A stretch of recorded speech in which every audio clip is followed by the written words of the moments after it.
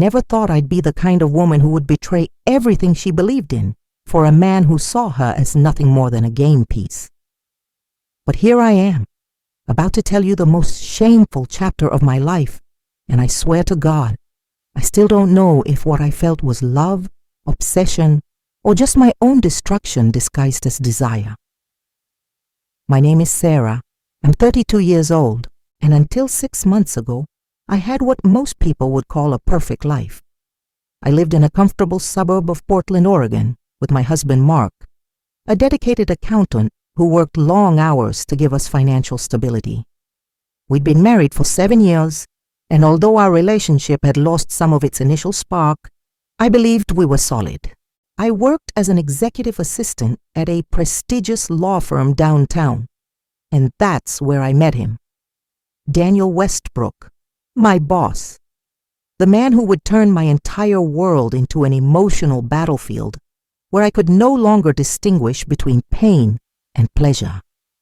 If you're enjoying this story and want to hear more true confessions like this, help this channel grow by clicking the subscribe button. We're working hard to reach 5,000 subscribers, and your support means everything to us. Daniel wasn't conventionally handsome in the obvious way. He was 45, with graying hair at the temples and a calculating gaze that seemed to penetrate your soul and catalog all your weaknesses. He had been recently divorced, and the rumors around the office painted him as a cold, demanding man who had driven his ex-wife to exhaustion. I should have seen the red flags. I should have kept my distance. But there was something magnetic about the way he commanded a room, the way his voice dropped to an almost whisper when he wanted to make a point, the way he looked at me as if I were the only person in the world who truly understood him. It started innocently enough, extra hours working on a difficult case, business dinners that stretched late into the night, conversations that began about legal strategy and ended with him asking about my dreams, my frustrations, my secret disappointments. Daniel had a gift for making you feel seen, really seen, in a way that felt almost invasive but also intoxicating. He asked questions Mark had stopped asking years ago. He listened when I spoke, leaned in, remembered details from previous conversations. It was as if he was studying me, learning exactly which buttons to push. The first time he touched me inappropriately, we were alone in his office after everyone else had gone home. It was a Friday night around 9, and we were reviewing documents for a trial starting Monday. He placed his hand on my lower back as he leaned over to point at something on my screen, and the touch lingered just a second too long. My heart raced. I should have moved away. I should have said something. Instead, I froze, and in that moment of paralysis, something fundamental shifted between us. Your subscription is incredibly important for us to reach our goal of 5,000 subscribers together. If you haven't already, click that subscribe button now and be part of this community. Over the next few weeks, the touches became more frequent. A hand on my shoulder, fingers brushing mine when he handed me files, his knee pressing against mine under the conference table during meetings. Each contact was brief enough to deny, subtle enough to question whether I was imagining things. But I wasn't imagining the way my body responded, the electric current that ran through me, the way I started dressing differently for work, choosing outfits I knew would catch his attention. I was playing with fire, and some dark part of me wanted to get burned. Mark noticed nothing. He came home exhausted every night, ate dinner in front of the television, and fell asleep before 10. Our conversations had become transactional. Did you pay the electric bill? Your mother called. We need to schedule the car maintenance. We hadn't made love in almost 2 months, and when we did, it felt obligatory, mechanical. I'd lie there afterward, staring at the ceiling, feeling hollow. Then I'd think about Daniel, about the way he looked at me, and I'd feel alive again, guilty but alive. The night everything changed, Daniel invited me to a work dinner with a potential client. It was legitimate business, or at least that's what I told myself when I accepted. The client canceled at the last minute, but Daniel suggested we have dinner anyway to discuss office matters. We went to an upscale Italian restaurant in downtown Portland, the kind with dim lighting and intimate booths. We drank wine, more than I usually did, and the conversation drifted far from work. He told me about his marriage, how his ex-wife had accused him of being emotionally unavailable, how he'd realized too late that he'd been living a life that didn't belong to him. Hit that red subscribe button right now and help us get closer to 5,000 subscribers. Your support makes all the difference. Do you ever feel trapped, Sarah? He asked, his eyes locked on mine with an intensity that made it hard to breathe. Like you're living someone else's story instead of your own. I should have deflected. I should have made an excuse and left. Instead, I told him the truth about how I felt invisible in my own marriage, about how I couldn't remember the last time Mark had really looked at me, really asked how I was feeling, about how I was 32 years old and terrified that this quiet desperation was all there would ever be. Daniel listened without interrupting, and when I finished, he reached across the table and took my hand. "You deserve so much more," he said softly. "You deserve to feel alive." That night ended with him driving me home, parking a block from my house so Mark wouldn't see his car, and kissing me with a hunger that I hadn't experienced in years. It wasn't gentle or romantic. It was desperate and consuming, and when I finally pulled away and ran to my front door, my lips were swollen and my hands were shaking. I slipped into bed next to my sleeping husband and cried silently, not because I regretted it, but because I wanted more. The affair that followed was nothing like the romance novels I'd read as a teenager. It was messy and complicated and filled with moments that made me hate myself. We'd meet in hotels during lunch breaks, stealing an hour here and there. Daniel would text me late at night with messages that were equal parts seductive and cruel. Thinking about you, about what we did, about what I want to do to you next. Then the next day at work, he'd be cold and professional, barely acknowledging me, leaving me confused and desperate for his attention. If you're captivated by this story, show your support by subscribing to the channel. We're so close to reaching 5,000 subscribers, and you can be part of that achievement. The psychological game he played was masterful and devastating. He'd make me feel like the most desirable woman alive one moment, then ignore me for days, making me question whether any of it had been real. He'd praise my work, then criticize me harshly in front of colleagues, watching as I struggled to hold back tears. He'd promise we'd find a way to be together, then remind me that he wasn't looking for anything serious, that we both knew this couldn't last. I became addicted to the cycle, to the highs and lows, to the way suffering and pleasure became so intertwined, I couldn't separate them anymore. The guilt was constant and corrosive. Every time I kissed Mark goodbye in the morning, every time he told me he loved me, every time we sat across from each other at dinner making small talk, I felt like I was dying inside, but I couldn't stop. I'd tried several times, telling Daniel we needed to end it, that it was wrong, that I couldn't keep betraying my husband. He'd listen patiently, never arguing, just waiting until I finished. Then he'd say something that would pull me right back in. "I understand. You should do what's right for you. I'll miss you, though. I'll miss the way you look at me, like I'm the only person who really sees you." And I'd break. Every single time, I'd break. The real turning point came 3 months into the affair. I was at home one Saturday afternoon while Mark was playing golf with his friends. Daniel called, which was unusual because we'd agreed not to contact each other on weekends. His voice was different, strained, almost vulnerable. "I need to see you," he said. "Can you meet me?" I hesitated, knowing it was risky, knowing Mark could come home early. But something in Daniel's tone made me agree. We met at a coffee shop on the outskirts of town, far from anywhere we might be recognized. He looked terrible, like he hadn't slept, and for the first time since I'd known him, his confidence seemed shaken. Press subscribe now and join our journey to 5,000 subscribers. Every subscription counts.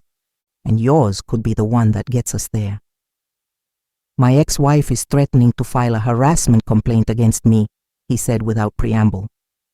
Apparently, I've been contacting her too frequently, trying to convince her to give our marriage another chance. She's documenting everything, building a case that I'm unstable. I felt a chill run through me. Daniel, I'm so sorry. What are you going to do? He looked at me with those penetrating eyes, and I saw calculation there, strategy forming. I need an ally, Sarah. Someone who can testify that I'm stable, professional, not the monster she's trying to paint me as. Someone who works closely with me and can speak to my character. It took me a moment to understand what he was asking. You want me to? If this goes to court or to HR, you want me to defend you? I want you to tell the truth. That I'm a good boss. That I've never been inappropriate with you. That the accusations are baseless. He reached across the table and took my hand. I know it's a lot to ask, but you're the only one I can trust with this. The irony wasn't lost on me. He wanted me to lie about our relationship to protect him from accusations about a different relationship. I felt sick, but more than that, I felt trapped. If his ex-wife's complaint led to an investigation, our affair might be discovered. Mark would find out. I'd lose everything.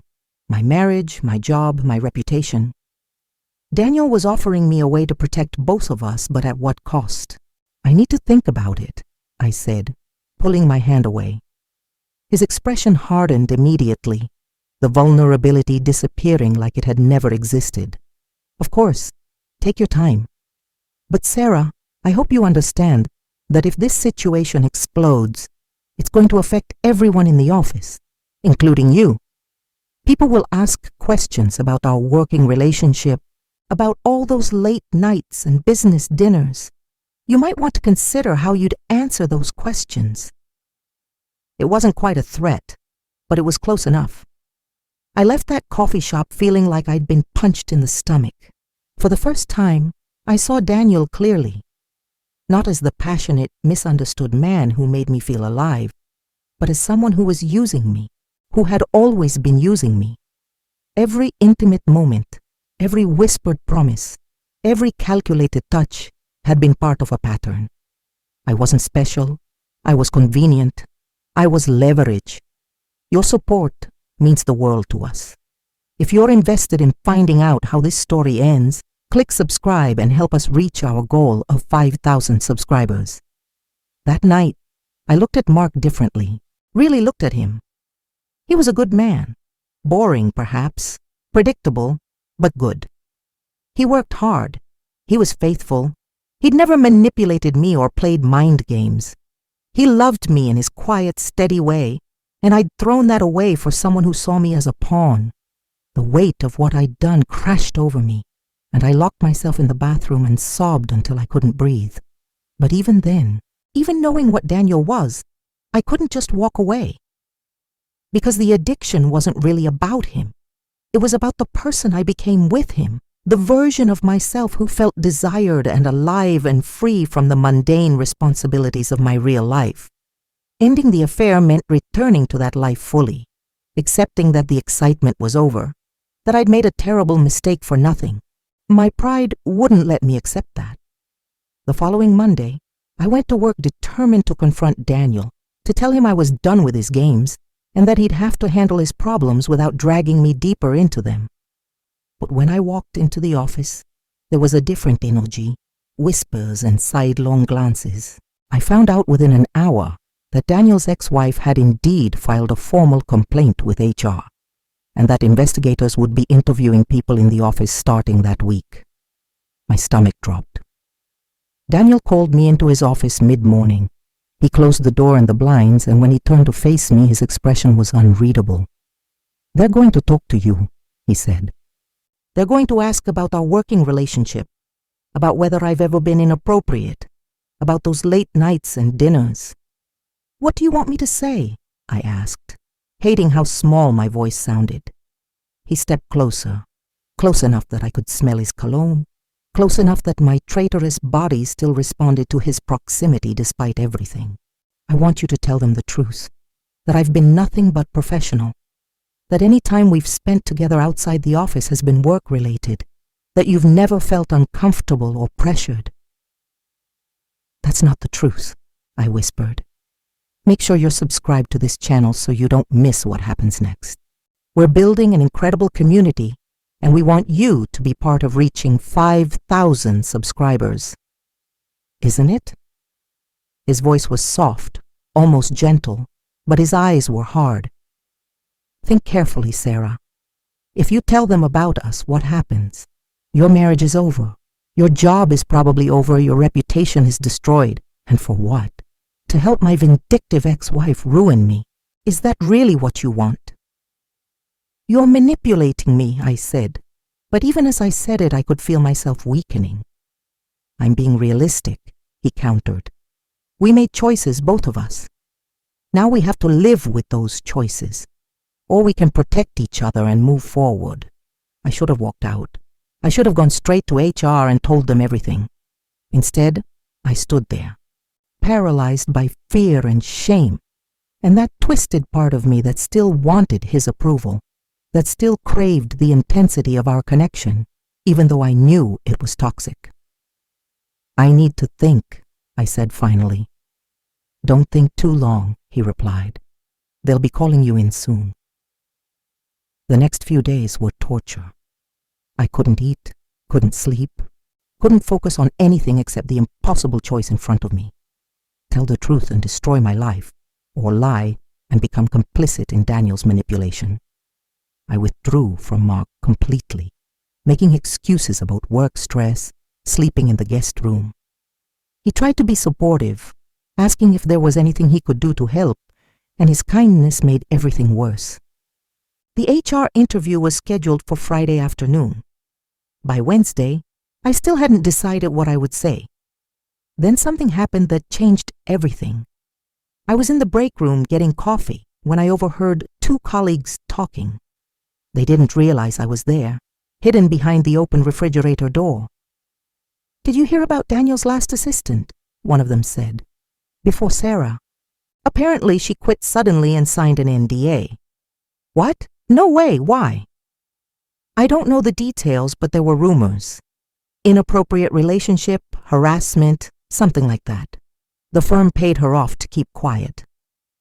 Don't forget to hit subscribe. We're on our way to 5,000 subscribers, and your participation makes this channel possible. I felt like the floor had dropped out from under me. I wasn't the first. There had been others. Daniel's pattern of behavior, his calculated seduction, his manipulation, it wasn't unique to me.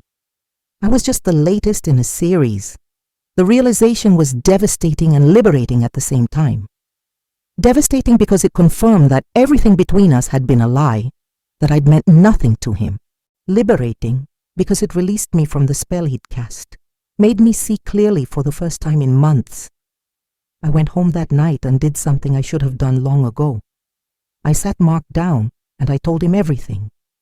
Not because I thought he'd forgive me, but because I couldn't carry the weight of the secret anymore. I told him about the affair, about the manipulation, about the choice I was facing. I watched his face as I spoke, saw the pain and betrayal register in his eyes, saw the man I'd married crumble before me. When I finished, he sat in silence for what felt like hours. "Why?" he finally asked, his voice breaking. "Why wasn't I enough?" I didn't have a good answer. I tried to explain about feeling invisible, about the excitement and attention, but everything I said sounded hollow and selfish, because that's what it was. I'd been selfish and cowardly, trading a good man's love for a manipulative man's games. "What are you going to tell HR?" he asked eventually. "The truth," I said. "I'm going to tell them everything." Mark nodded slowly. "And us? What happens to us?" "I don't know," I admitted. "I don't expect you to forgive me. I don't deserve your forgiveness. But I need to do the right thing now, even if it's too late." He asked me to sleep in the guest room again that night, and I did, lying awake in the darkness, preparing for what I would say the next day. I thought about all the moments that had led me here, all the small compromises and justifications that had added up to this catastrophic betrayal. I thought about the woman I'd been 6 months ago and the woman I'd become, and I hated myself. If this story is resonating with you, please subscribe to the channel. We're working toward 5,000 subscribers, and we need your help to get there. Friday came and I walked into the HR office with my hands shaking but my resolve firm. The investigator was a middle-aged woman with kind eyes and a professional demeanor. She asked me to describe my working relationship with Daniel, and I took a deep breath and told her everything. The affair, the manipulation, the pressure to lie, the conversation I'd overheard about his previous assistant. I left nothing out. As I spoke, I felt something shift inside me. Not redemption exactly, but the beginning of something like honesty. The investigator listened without judgment, taking detailed notes. When I finished, she thanked me for my courage in coming forward and explained that there would be a formal investigation, that I might be called to give additional testimony, that the firm took these matters very seriously. What happens now? I asked.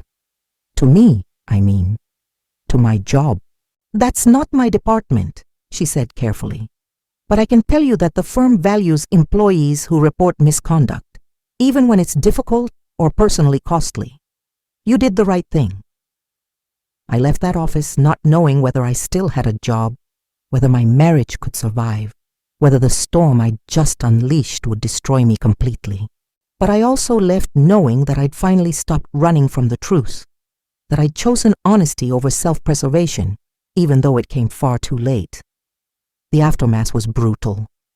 Daniel was placed on administrative leave pending the investigation. Word spread through the office about why, and suddenly everyone was looking at me differently, putting pieces together. Some colleagues were sympathetic, others judgmental. I endured it all, accepting that this was the consequence of my choices. The firm's legal team approached me about a potential settlement, suggesting I might want to resign quietly to avoid the scrutiny, but I refused. I'd spent months hiding and lying. I was done with that. Mark and I started marriage counseling, though I didn't have much hope for our future. He was trying, genuinely trying, to understand and possibly forgive, but the betrayal had opened a wound that might never fully heal. Some nights he'd look at me with such pain in his eyes that I'd have to leave the room. Other nights he'd hold me while I cried, offering comfort I didn't deserve. Our therapist said we had a long road ahead, that rebuilding trust would take years if it was even possible. I was prepared for him to leave, expected it actually, but he stayed. Not because he'd forgiven me, but because he was trying to figure out if forgiveness was possible. We're almost at 5,000 subscribers. Click that subscribe button and be part of this amazing milestone with us. 3 weeks after my testimony, HR concluded their investigation. Daniel was terminated for violating the firm's ethics policies and creating a hostile work environment. His ex-wife's complaint had been the catalyst, but my testimony and evidence of his pattern of behavior with subordinates had sealed his fate. I heard through office gossip that he'd tried to fight the termination, to threaten legal action, but the firm had documented everything too thoroughly. His career at the firm was over. I ran into him once, in the parking garage on his last day clearing out his office. We stood there in the fluorescent lighting, this man who'd once made me feel like I'd die without him, and I felt nothing. Not anger, not longing, not even satisfaction at his downfall, just emptiness. "You destroyed me," he said, his voice cold and bitter. "No," I replied. "You destroyed yourself. I just stopped helping you do it." He walked away without another word, and I never saw him again. I heard later that he'd moved to Seattle, started over somewhere new. I hoped for his next victim's sake that he'd learned something, but I doubted it. People like Daniel rarely change. As for me, I'm still married to Mark, still working at the firm, though in a different department now.